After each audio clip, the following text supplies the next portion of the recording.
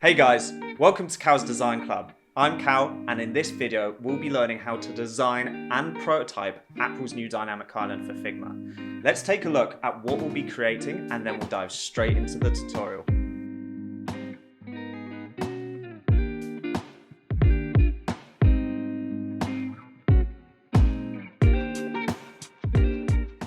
Hey everyone, so we're in Figma now. Let's get the tutorial cracking.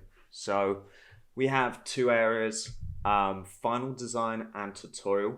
The final design area is basically what you've just seen being created in that animation, and the tutorial is where we're going to create everything within this tutorial.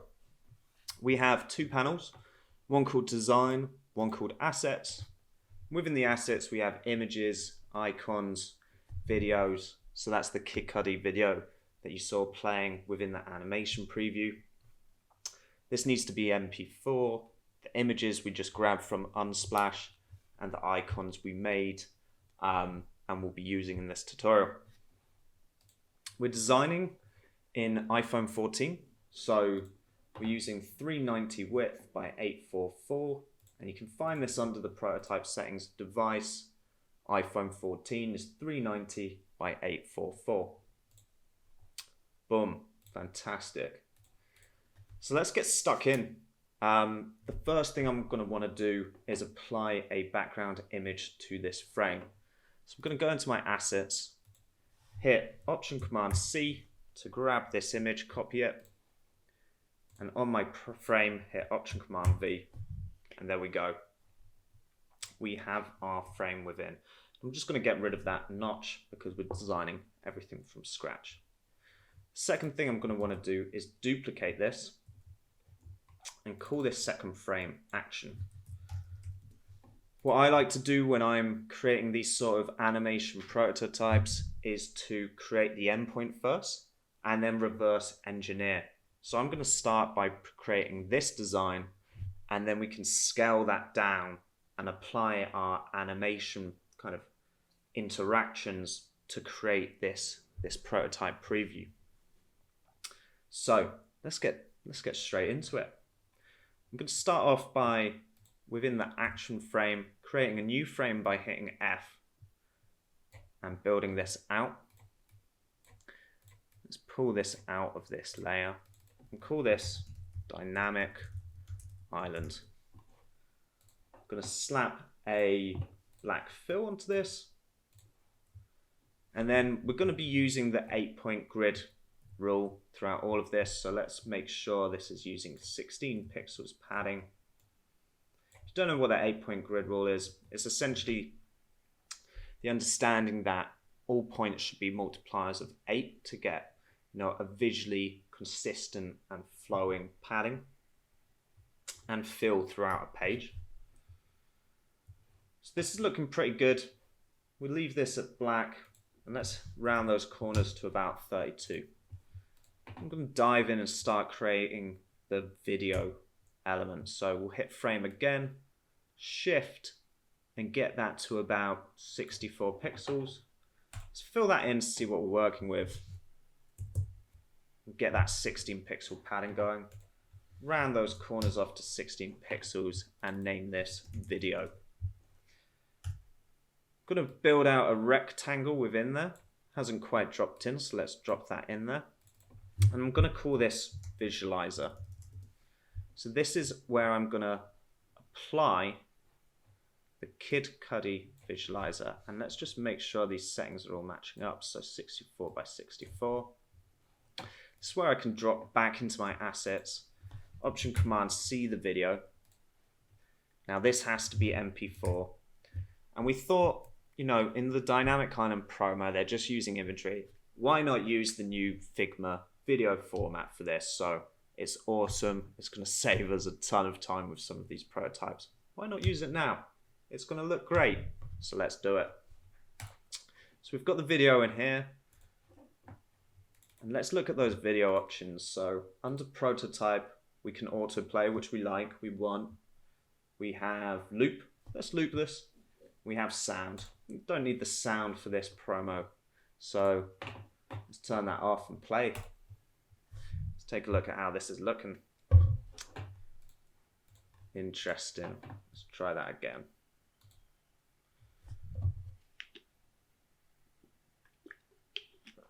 Awesome. I love this visual.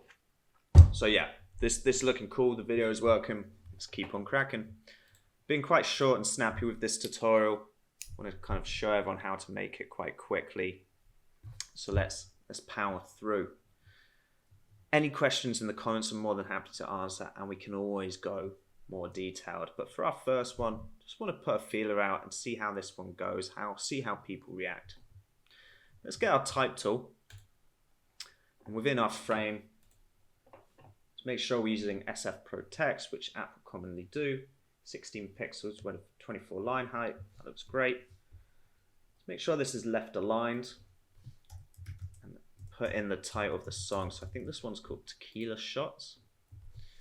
16 pixels away again from the image or video in this fact. Let's duplicate this. Bring this down to about 14 by 20. I always want the line height to be about 1.5 times the size of the font size for accessibility. This is more kind of applicable when we're using a couple lines length. But I think it's good practice. Let's knock this down to regular. Start getting that type hierarchy in order. And bring this down to about, maybe that's too much. Let's do, maybe it wasn't. That's looking pretty good. And then the artist name is Kid Cudi. Let's do that. So let's do song name as the layering and artist. Now we can put this in the auto layout. It's going to group and frame. Call this artist information. I actually want the padding to be at 0, so let's update that. And then we can center this against the video. Awesome stuff. It's looking good so far. Let's nick that artist type. Let's reduce this even more. Maybe it's 12 and 18. We're going to start building out the time for the progress. So the progression of the song. Let's do 0, 0, 0, 0 for the song length. Make sure we've got 16 all around. I'm actually going to fix this width to 40. This means no time's going to kind of change as we're entering new information. It will be locked to that 0, 0, 0, 0. And it also means the padding will stay the same between elements within this, which is really useful. So we duplicate, again, use 16 on this side. Now let's hit R to build out our progress. So that's looking way too chunky. Let's knock it down by about half. I think 6 will look nice. It's looking good. Use 8 pixels for the padding here. Nice. Let's round those curves again. It's looking good. We can call this start time, end time for the end. This can be progress, background. Nice. These colors should be matching up here. These kind of, no, not at the forefront of everyone. And we're going to actually duplicate this layer, reduce this width down to about 50, and then pump this up to be kind of pure white. And this is going to be highlighting the amount of time the user has been playing the song for. So we should reflect this also in the time code. So let's update this to about 120. We can do this end time, or sorry, total length of the song to about 420. It is Kid Cudi after all. And now this is looking good. Let's frame the progress. So that can be one there, progress, bar. And then we can frame this whole selection to progress. Still 16 pixels away. This is looking great. So now let's dive into our assets and bring over our icons. Just going to copy and paste them here. I actually want to make a couple of adjustments. So the width of the pause to about 8, the height to about 32. And we've created just by making rectangles, rounding off the corners to about 2 pixels. The play kind of skip back, skip forward. The way we did this was just creating a rectangle. I'm going to hit enter, put in a new point, and then drag these points down. This will create this sort of triangle shape. It looks like a play button. Grab all these points and then round them off. And then we can start duplicating and flipping to get all the right elements within here. So that's how we made that. We'll start dropping these elements into the dynamic island. I think this will need a bit more space. Yes, yeah, so let's try 32. Don't worry about kind of height for the dynamic island. Yeah, I think that's a good amount of space. That's going to allow the user touch points when they're hitting this with their thumbs to give them a little bit of movement between the progress bar and the icons themselves. I think we can probably actually use the same amount of spacing, padding between all these elements of the skip, the back, the pause. That's looking nice. And now let's bring in this kind of, I don't even know what this is. It's like an airdrop icon. This is one we didn't create and we just pulled from a library. Let's push this off to the right. And guys, in the future, we're going to be releasing the files for everyone to have a play around with. Drop us a comment if you think that's a good idea, and we'll get these up to Figma on the Figma community for you guys. So those are all the icons within. Now let's reduce this for the padding. Nice. We're up to about 24 pixels padding. That's looking good. We're pretty much there, guys. This is pretty quick and snappy, I must say, so hopefully everyone's following along all right. The last element we're going to create is the sound wave. It's probably the most exciting and engaging for the tutorial. So we're going to start off by just creating a rectangle, hitting R. Let's create a width of 2. A max height of about 24. Again, we'll round these corners off.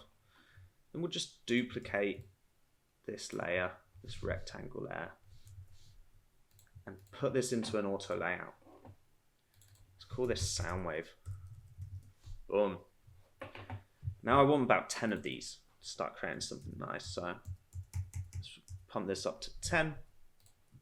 Center this alongside the artist information. And we'll move this across to use that 24 pixel padding. So this right alignment's working quite nicely.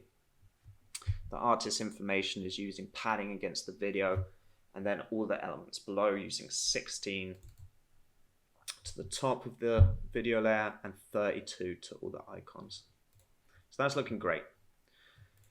Let's adjust this progress to have a center alignment. And that's going to be based off the 24 pixels height. So I never want to go higher than that. I always want something within there to use 24 pixels. And then I'm going to start playing around with these. You know, this can be pretty rapid. It doesn't have to be perfect, but we're just creating something that looks like it would form a sound wave.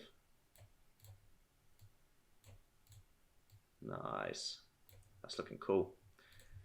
Then what we thought would be cool is if we pulled, elements from the video and had that within the sound waves that reflect each other. The way we did that is if we just dive into our fill and create a linear gradient and start picking points. So if we pick, the blues from here at the bottom, maybe the pinks, which are quite vibrant as well. We're starting to build out quite a nice visual here. And it's looking all right. It's kind of getting a little bit lost in that black. So let's pump these colors up a little bit. Let's pump this pink up. See, now it's starting to stand out a little bit more. So it's that blue, but it's kind of blending in a little bit too much. We might want to change this slightly, so maybe we'll pull this down to more of a turquoise. Now this is starting to stand out. I think that's looking, I think it could be adjusted a little bit more. Let's keep playing with this. There, that's starting to look a little bit nice. Maybe that pink a little bit. The pink was cool. Okay, so the pink we're using FF46CF. This more turquoise 47F4FF. And that's looking good. So we can Option Command C that and add it into all these layer elements. Option Command V. Boom. It's looking good. It's looking good. So now we want to start animating this. So what we're going to do is pull this off to the side, duplicate it 3 times, and quickly adjust all these elements. And this is going to be the premise, or the starting point of how we begin to animate. So we don't want them to look the same as the one that's previously gone before us. Quickly move these elements around.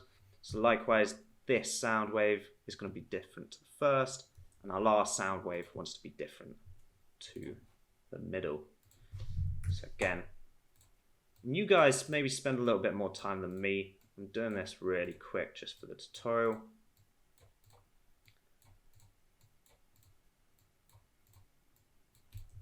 That's looking great. Now what we want to do is turn these into components. So create a component for each, highlight all to combine as variants. Now we have one single sound wave. And this is going to allow us to animate within this component and only have one variant element within our actual designs. And we'll go into this in more depth in future tutorials, by the way. We have an error, and that's because these are all named the same properties. So let's have the first variant as start, the middle, let's call it middle, the end, let's call it end, and that will solve any of those error states. And now let's start animating. So go into prototype, start bringing in some interactions. So let's say after this sound wave has a delay of 1 millisecond, let's smart animate with an ease in at 300 millisecond, and that's going to ease in all these elements. So we're just going to apply that to every layer. Let's just make sure we're not missing anything here. Sometimes it doesn't always pull over. So make sure these all have after the delays. We pull in our first element by copy and pasting. Now, what it should be doing is cycling through these sound waves with smart animation, which is a lifesaver. Not having to use After Effects every time for these animations, which we may do some tutorials on in the future. So let's check this now in prototype mode. So let's present.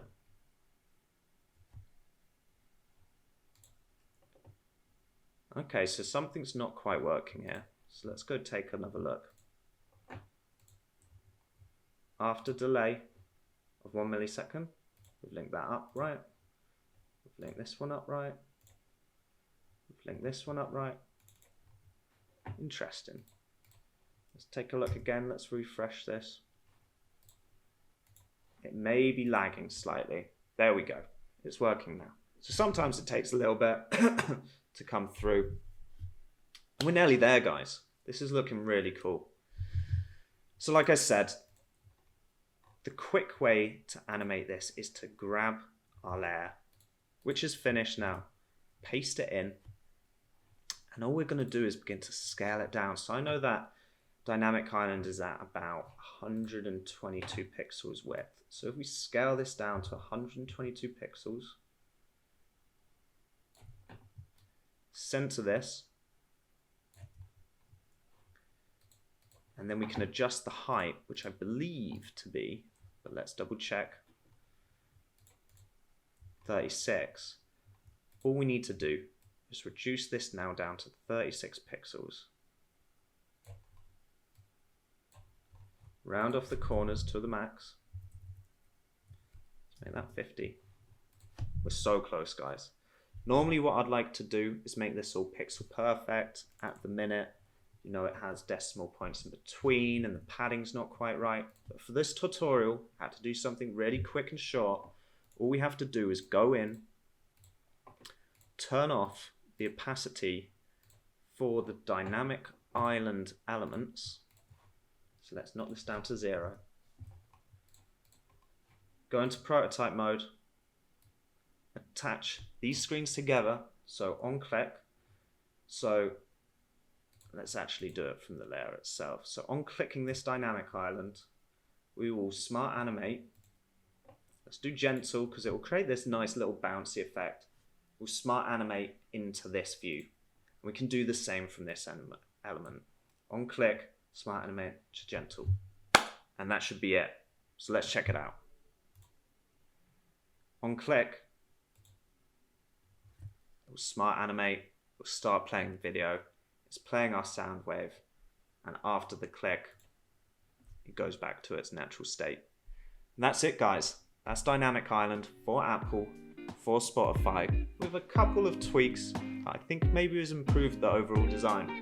So please, leave us a like, subscribe, leave us any comments of what you'd love to see next. I really hope you enjoyed this tutorial, guys.